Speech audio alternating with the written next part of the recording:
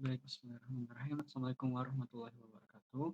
Sebelumnya kami ucapkan terima kasih kepada dosen pengampu mata kuliah Biodiversitas dan Evolusi kelas A, Bapak Dr. Emin Sudiana MSI yang telah mengizinkan kami kelompok 1 dari kelas A untuk mempresentasikan hasil case based learning kami dengan judul Analisis Perubahan Evolusioner Enzim Pendegradasi Plastik pada Mikroba Ekosistem Mangrove Pesisir dengan anggota kelompok saya sendiri Ahmad Tahari dengan NIM B1A23002 dan rekan saya Nania Amelia Winarko dengan NIM B1A23001. Masuk ke dalam pendahuluan, plastik merupakan bahan sintesis yang dihasilkan melalui proses polimerisasi dari berbagai monomer, seperti stirena, vinyl klorida, butadiena, dan akrilonitril. Material ini memiliki sifat plastis yaitu dapat dibentuk atau dicetak menjadi beragam bentuk padat dengan ukuran dan fungsi yang berbeda. Keunggulannya seperti ringan, kuat, fleksibel, tahan lama, dan murah untuk diproduksi, sehingga membuat plastik banyak digunakan dalam kehidupan sehari-hari, terutama untuk kemasan makanan, minuman, dan produk industri. Namun, karena sifatnya sangat stabil, plastik sulit terurai di alam dan membutuhkan waktu ratusan tahun untuk benar-benar hancur. Akibatnya, penumpukan limbah plastik di darat maupun perairan menimbulkan masalah serius bagi lingkungan, merusak ekosistem, dan membahayakan kesehatan manusia maupun biota lain. Sekarang masuk ke dalam rumusan masalah. Di sini terdapat 3 rumusan masalah, yaitu yang pertama, faktor lingkungan apa yang mempengaruhi kemampuan degradasi plastik? Yang kedua, apa peran biofilm mikroba dalam degradasi plastik? Dan yang ketiga, bagaimana perbedaan efektivitas degradasi plastik antara isolat tunggal dan konsorsium mikroba mangrove? Rumusan masalah yang pertama, faktor lingkungan apa yang mempengaruhi kemampuan degradasi plastik? Faktor-faktor lingkungan yang mempengaruhi kemampuan degradasi plastik yaitu antara lain ada pH, salinitas, dan juga kandungan nutrien. pH yang mendekati netral atau sedikit asam dapat membuat enzim pengurai plastik lebih aktif. Sedangkan pH yang terlalu asam atau basa justru memperlambat proses degradasi. Salinitas yang tinggi dapat memunculkan komunitas mikroba khusus yang lebih tahan garam, serta berpotensi menghasilkan enzim pengurai plastik yang berbeda. Sementara itu, kandungan nutrien rendah mendorong mikroba memanfaatkan plastik sebagai sumber karbon, sehingga laju degradasi meningkat. Namun, jika nutrien melimpah, degradasi cenderung menurun karena mikroba lebih memilih substrat lain yang lebih mudah diuraikan. Rumusan masalah yang kedua, apa peran biofilm mikroba dalam degradasi plastik? Peran biofilm mikroba dalam degradasi plastik yaitu antara lain, mikroba yang ada di lingkungan mangrove cenderung cepat membentuk lapisan biofilm pada permukaan plastik. Lapisan ini tidak hanya membantu sel mikroba menempel, tetapi juga mengumpulkan enzim pengurai langsung di area polimer, sehingga proses degradasi berlangsung lebih efektif. Dengan adanya biofilm, kontak antara mikroba dan plastik menjadi lebih intens sehingga rantai polimer lebih mudah terputus menjadi fragmen-fragmen kecil. Selain itu, biofilm memiliki struktur berupa zat polimer ekstraseluler atau EPS yang berfungsi menangkap nutrien sekaligus menjaga enzim tetap berada di dekat substrat, sehingga laju degradasi plastik dapat meningkat secara signifikan. Baik, selanjutnya merupakan perbandingan isolat tunggal dengan konsorsium mikroba mangrove.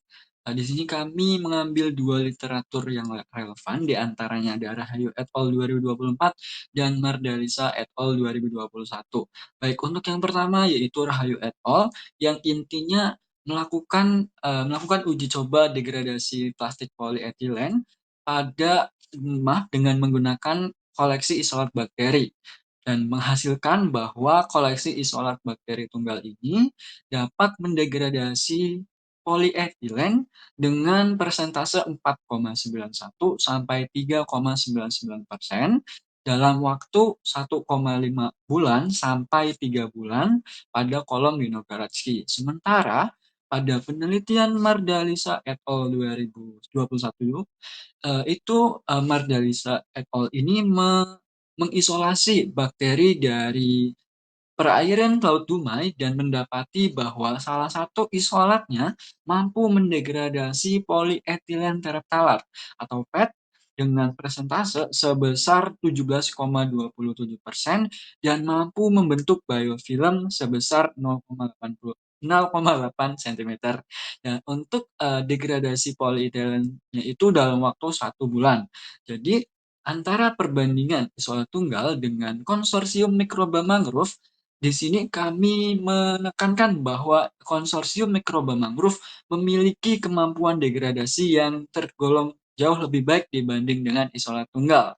Hal ini dapat dilihat dari persentase degradasi yang dihasilkan dan waktu yang dihasilkan juga jauh lebih cepat serta biofilm yang terbentuk yang sebesar 0,8 cm, di mana biofilm ini dijadi seringkali dijadikan parameter bagi beberapa peneliti karena biofilm, maaf, sebenarnya sebelumnya saya singgung terlebih dahulu bahwa plastik yang diujikan yaitu 1 kali 1 cm dan biofilm yang terbentuk yaitu 0,8 cm. Jadi untuk biofilm ini hampir menutupi seluruh permukaan plastik. Saya lanjutkan, untuk biofilm ini seringkali dijadikan parameter oleh peneliti karena biofilm ini merupakan titik awal dari kemampuan degradasi mikroba. Jadi semakin menutupi biofilm, semakin tertutupinya plastik oleh biofilm, maka semakin baik tingkat degradasi bakteri tersebut. Selain itu, polyethylene tereptalat merupakan eh, polimer kompleks yang merupakan penyusun dari bahan plastik seperti bahan botol minuman, yang berarti bahwa isolat bakteri ini saya jelaskan untuk isolat bakteri 1 yaitu isolat 10 mampu mendegradasi polietilen yang cenderung kuat dengan baik. Jadi memiliki potensi yang cukup baik dibandingkan dengan koleksi isolat. Nah, selain itu, konsorsium mikroba mangrove tentunya mengalami adaptasi evolusioner yang lebih kompleks, di mana pada lingkungan yang sebenarnya seperti di mangrove seringkali memiliki uh, hambatan atau barrier yang jauh lebih tinggi dibanding isolat bakteri yang dikoleksi pada laboratorium. Sehingga dari adaptasi-adaptasi evolusioner baik melalui enzim, pH ataupun aspek-aspek lingkungan lainnya menghasilkan isolat bakteri uh, yang jauh lebih potensial untuk mendegradasi mikroplastik di lingkungan. Maaf, untuk mendegradasi plastik maupun mikroplastik di lingkungan. Baik, selanjutnya merupakan keunggulan dari mikroba ekosistem mangrove dibandingkan dengan isolat tunggal. Mungkin sudah saya jelaskan tadi, mungkin di sini saya izin tegaskan. Yang pertama, enzim mikroba mangrove seperti depolimerase, lipase, esterase, dan enzim lainnya mengalami adaptasi struktural sehingga stabil di kondisi ekstrim.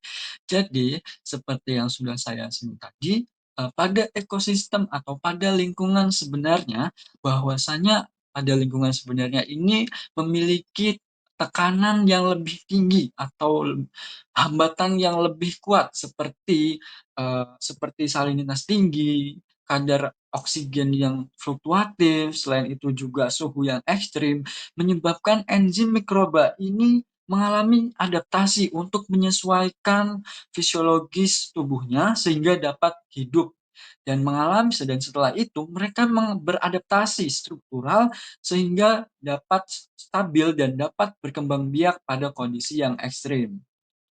Untuk keunggulan yang kedua yaitu mikroba mangrove menunjukkan kemampuan enzimatik lebih tinggi karena tekanan seleksi lingkungan.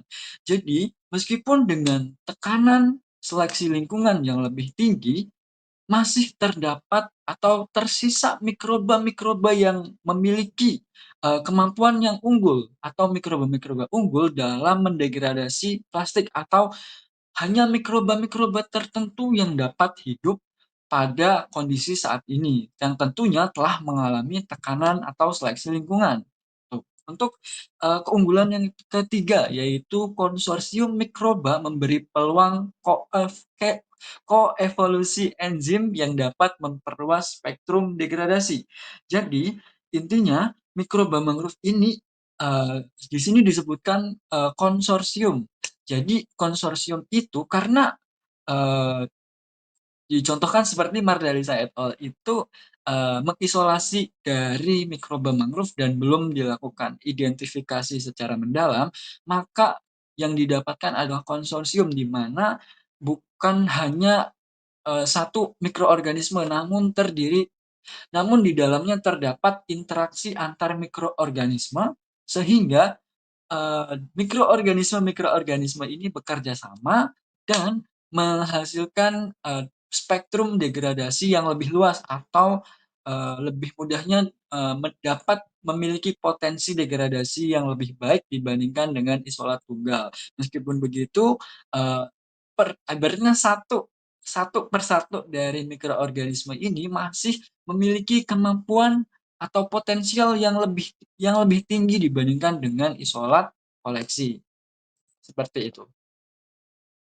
Baik, berdasarkan pemaparan yang telah disampaikan oleh rekan saya dan saya tadi, dapat disimpulkan bahwa faktor lingkungan seperti pH, salinitas, dan ketersediaan nutrien memiliki pengaruh yang besar terhadap aktivitas enzimatis mikroba.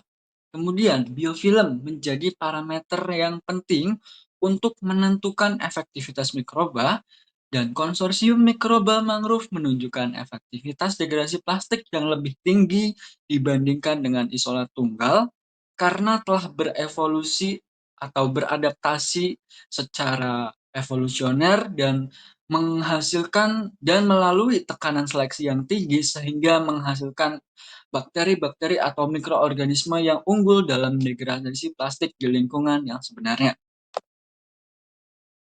Berikut merupakan daftar referensi yang kami gunakan untuk menyusun laporan makalah ini.